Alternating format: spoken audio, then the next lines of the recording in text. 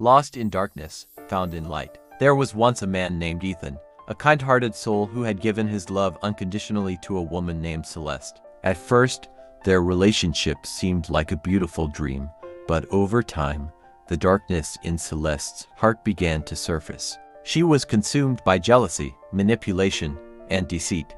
Ethan saw the potential for goodness in her, but Celeste refused to embrace the light. Despite Ethan's warnings and his unwavering care for her soul, Celeste ignored his advice. She thought he was controlling, that he was envious of her choices. But the truth was, Ethan only wanted her to heal, to step out of the darkness before it was too late. Unfortunately, Celeste had already made her choice, one that would lead her far from grace. She chased after material desires, surrounded herself with people who fed her worst impulses, and abandoned any sense of faith she once had.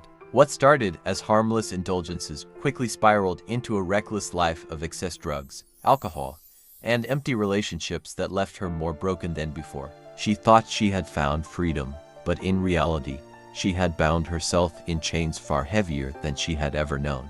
Meanwhile, Ethan moved forward, heartbroken but determined to find peace. He turned to God, placing his pain into the hands of faith. With time, he rebuilt his life stronger, wiser, and filled with the light he had once tried to offer Celeste. He found genuine love, a sense of purpose, and a community that uplifted him instead of tearing him down. Celeste, however, continued down her self-destructive path. What she once thought was power turned to ruin.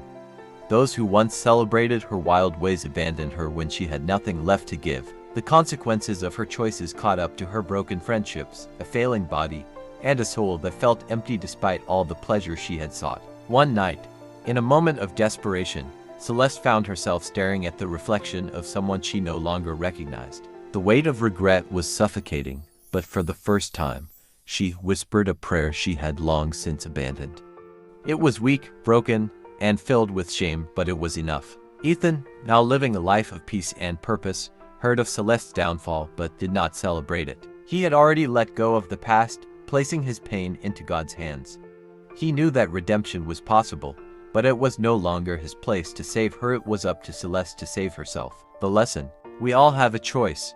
We can hold on to bitterness, resentment, and self-destruction, or we can step into healing, faith, and peace. Ethan chose light, and though Celeste had walked through years of darkness, she still had a chance to turn back before it was too late. God's grace is always there, waiting for us, but it is up to us to take that first step. Whoever dwells in the shelter of the Most High will rest in the shadow of the Almighty.